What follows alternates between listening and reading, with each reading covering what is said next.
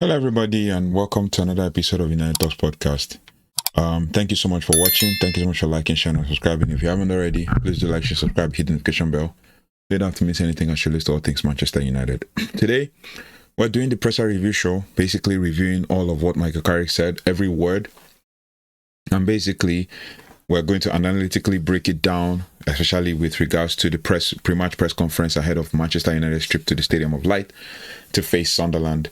Coming off the high of a 3-2 victory over Liverpool that mathematically secured Champions League football for 26-27 season, which has given Man United the opportunity to plan and basically have a structure. Carrick entered the room with the aura of a man who has kind of fulfilled his primary mandate, which is to steady the ship and get us Champions League football. However, as the following analysis shows, and we're going to break it down, the media are less interested in the tactical nuances of the Black Cats are more focused on the looming question of Carrick's permanent status and the club's long-term soul. The truth is, that is what has been the fact for a long time. The media are not focused on maybe the game. Obviously, he has achieved the aim and all of that, but they're not focused on the game. They're more focused on what is the situation, what is Michael Carrick's plan, what is the contractual situation of the team and everything in between. And that's actually not good when you look at it in the grand scheme of things. It is not good. It doesn't augur well. It doesn't go well with what we are supposed to be standing for. But it is what it is. Basically, we're going to start with the first section, and as I always do, we try to do the press conference so that we can actually get a sense of the team, of the temperature of the club and the team from the eyes of the manager. The first question now, the contractual chess match is what we're going to tag this section as, and which is the question with regards to the briefing that opened a two-pronged attack on the clarity issue. Journalists pointed out that the Champions League revenue and the prestige now guaranteed. There is no longer a financial or status excuse to delay a decision on Carrick's permanent appointment. And the person who asked this question is Jamie Jackson. And you can hear from his voice, I don't know why he tends to ask questions with regards to the manager and stuff like that. So it's worrying, but it is what it is. I know he's doing his job, but at least be the journalist that you can be and ask questions that are related to the game, because that's why it's called a pre-match press conference, not a pre-manager press conference, but it is what it is. Now, the analysis is basically the Carrick masterclass in his low friction communication, and he seems to be that boring guy to them. An English manager that's boring and all that. He refused to publicly lobby for the job. He maintains that basically high dignity and prevents the interim tag from becoming a distraction. However, by mentioning that it is out of his hands, he subtly placed the ball in the court of Omar Berrada and Jason Wilcox. He essentially was telling the board, I have delivered the Champions League, the rest is up to you. And it is understandable. He understands the power, and it's an understated power play from the position of total strength. And that is fact. It's basically like, I have interviewed for this job indirectly, and obviously it's all up to you if you want to offer me the job or not. And that's kind of a very snide way to appeal to the board to give him the job and the fans to support him. Obviously, the fans majority of the fans are backing Michael Carrick for this job. It is what it is. Next question is the next section, and it is the schedule jump and squad evolution. And the question is kind of like a deeper tactical question that followed regarding the squad's ability to handle the grueling 26-27 schedule. It hasn't even started before they start asking about the grueling schedule and stuff. The premise was that under Carrick, the team has enjoyed a settled schedule with fewer midweek games, whereas next year it will require playing every 3 days. And that's a fact. Basically, the season starts August 17th, I believe. And before you know it, we have Champions League, the first leg of the Champions League starting like in September. And then we have an international break, and then we're back again, and then it's just going to be football upon football, and we have players like Bruno Fernandes, who is probably not going to be in the first week or second week of preseason, which would mean that we would need to work out how we're going to play with them, right? Now, Carrick's response to this is that he acknowledged that the season was unique due to the early exits from cup competitions before his arrival. He also framed the solution as a natural step, right, of evolving the squad, blending youth with more experience. But apparently, from what I've seen, Carrick has not done any of those, like, youth with experience kind of thing. We have not seen youth versus experience blended together. But the only youth you can say he has added is most likely Kobe Mainoo. The rest, nah. So the analysis of this is that his response serves as a subtle wink to the recruitment team, basically, and it's just trying to make. This is just us trying to make sense of what he's saying. He isn't just a vibes coach, according to how we seem to analyze it. He's looking at the physical load and the makeup of the squad, and by acknowledging that the current group has had an extended period of no games, he is preparing the fans and the board for a busy summer window where depth will be prioritized over, star power and stuff like that. And yeah, that's a fact. But that's Carrick speaking like a person who has already got the job. Maybe there's conversations going on in the back end, but he's speaking like someone who has already got the job. But it is what it is. The third section is the soul of the club, and that's the Youth Cup controversy. There's a conversation about the Youth Cup and the location and all of that. The room shifted to that controversial decision regarding the FA Youth Cup final. Unlike the record-breaking 2022 final at Old Trafford, this year's final is being played at a smaller venue with minimal ticket allocation for United fans. I'm pretty much guessing that because it's the FA Youth Cup final, they want to not make it all about Man United, so that Man United fans don't fill up the stadium, and they just want to make it kind of like a. And I see the logic. They want to see it. They make it a mixture of United and City. Carrick was just basically uncharacteristically blunt here. He used the word disappointed 3 times. He referenced his own memories winning the cup with West Ham in 1999, calling the current situation a shame and a missed showcase event. And that there's logic in that. There's logic in his responses. Like the FA Youth Cup is supposed to be a showcase of the upcoming youth, because most of the guys who played in the FA Youth, I mean, take a look at Kobe Mainoo and take a look at Kobe Mainoo and this guy Garnacho. These are products of the FA Youth Cup final from 2022 and all of that. So yeah, the next stars are born from that Youth Cup. The next round of players, I mean, look at the guys who were in the final in that team.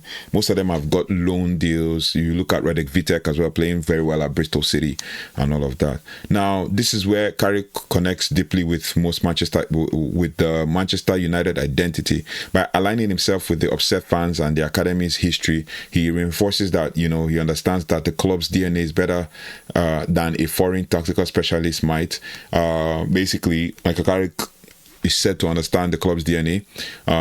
This answer likely did more to secure him the permanent job in the eyes of supporters than just the Liverpool win did. He just kind of supported the fans, backed the fans with regards to the DNA and the Youth Cup location and all that. Then we go to the fourth section. After 3 questions, they are now asking about the ghost of 2012 with regards to Sunderland away. And this is kind of maybe related to the game historically, but not about the game. The media brought up the infamous Aguero day in 2012. That was the day that Man United lost after beating Sunderland. Man United lost the league title to Man City, I think by 2 points or something. If Man City had drawn or lost that game, probably be above them by 1 point and would have won the league in 2012. Where United won at Sunderland but lost the title in the final seconds to Man City. And that was actually what kickstarted Manchester City's winning the league for the next couple of years. Sunderland, but I mean, Man United lost to Sunderland and the title won Sunderland but lost the title in the final seconds to Manchester City, leading to mocking cheers from the Sunderland fans. And yeah, they're okay to do that, and it's most likely going to be what they're going to do when we face them, right? So yeah, we will observe, because in truth, I didn't expect that Sunderland fans would still be very petty like that, but it is what it is. Carrick's response, his face noticeably shifted. He said, I've not forgotten it about it. He also said, and he described the dispiriting feeling of walking toward the edge of the pitch, not knowing the land was lying, until the noise of the Sunderland fans confirmed the heartbreak. And yeah, that was also a heartbreak for most Man United fans as well. It was a rare moment of raw personal history. Carrick basically stating how he felt about the situation, and he usually hides behind a veneer of professional detachment, but the 2012 scar remains. By acknowledging this, he subtly signaling to his players that there are no dead robbers at the Stadium of Light. He is using personal trauma as a quiet motivator to ensure that there is no complacency now that top 4 is secured, right? So we have to, that's why I tagged this in the match preview as a must-win game.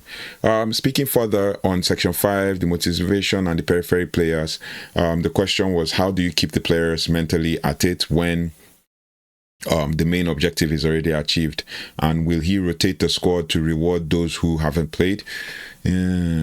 Michael Carrick cited pride and responsibility as the primary drivers. On rotation, he was very cautious, and he praised the togetherness of the squad members who haven't played, but emphasized that he still wants good results. So it's more of a results-based business here at Man United. The analysis of this Carrick's response is that he's more of a meritocrat, more like you have to deserve to play it, you have to be there to earn it. He's wary of the petering out effect that killed momentum in previous seasons. By refusing to promise mass rotations, he's keeping the edge in training, and he wants to finish third or higher if possible to make a statement that United are primary challengers to the title next season. And second is within our reach, but will City lose all their games? Will City lose 2 or 3 games? Obviously, they're going to be 2 points behind even if they win their outstanding game, but still, it is what it is. You never know. Maybe Michael Carrick could do the unthinkable and finish second, and City finish third, but yeah, it is what it is. If City take their foot off the pedal, off the gas, then we could say that's a possibility, but are we overreaching? That's all for us to see. The next one is the full-time manifesto. The closing question was perhaps the most insightful one. And the question was, how would you operate differently if you were the permanent manager? So you see that they've not even asked anything with regards to the game. Oh, what do you think about Sunderland? What do you think about Regis Lebris? They never asked about what injury players, like players who are back from injury. Nothing related to that. So Carrick's answer was the strongest pitch yet. He says, I've never approached a day here in terms of any short-term decisions. He insisted his staff have made every choice from player development to tactical shifts with the long-term future in mind. And to analyze his response, he says, just to analyze his response, it's kind of like what we can see from it is the Carrick Manifesto, and he's arguing that the interim tag is merely a semantic one. By claiming that he's already been acting as a permanent manager, he is telling the board that there will be no transition period or system shock, and if he is appointed, it is a plea for continuity. He is essentially saying the work has already started, don't interrupt it. And if we're going to look at it, I think I released the video yesterday, 2 days ago, when I talked about the fact that the logical reasoning is to give Michael Carrick the job. That's the logical reasoning. The logical idea is to give Michael Carrick the job. And the reason behind that is that World Cup is coming.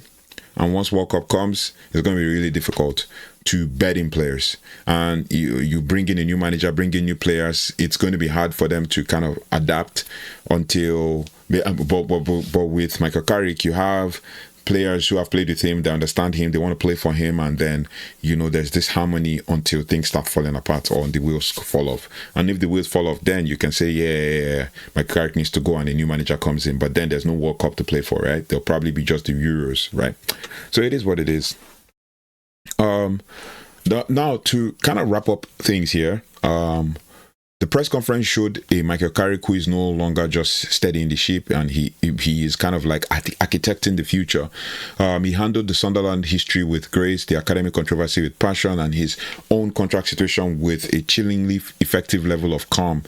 And I think what's his name? Troy Deeney mentioned something where he said Michael Carrick is always very level-headed. He never really talks too much about stuff. He's just very, very level-headed, and is never high or low. It's just there. And usually the press don't like that. They want to always get a headline moment, and they never always get a headline moment. So it's never always fun for them when they come to the press conference, but they just have to ask questions, and they tend to always ask questions with regards to other things other than the game, especially in the first part of the press conference. And it's the first part of the press conference that most fans want to see, because by the time they release the second part of the press conference, it's already late and it's always closer to the game.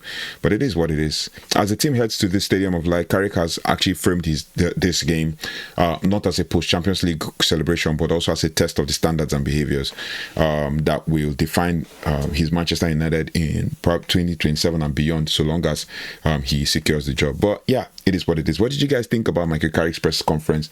Like I said, we always tend to want to see or get a sense of the temperature of the club from these press conferences, and long may it continue.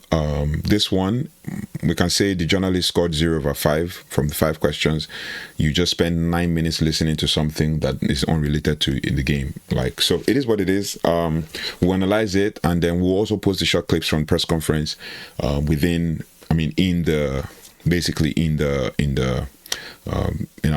the channels, in our various social media channels. So go check them out on social media at United Talk Sport. And thank you so much for watching. Thanks so much for liking, sharing, and subscribing. If you haven't already, please do like, share, subscribe, and hit the notification bell so you don't have to miss anything as relates to all things Manchester United. I'll see you on the next one. Take care. Goodbye and God bless.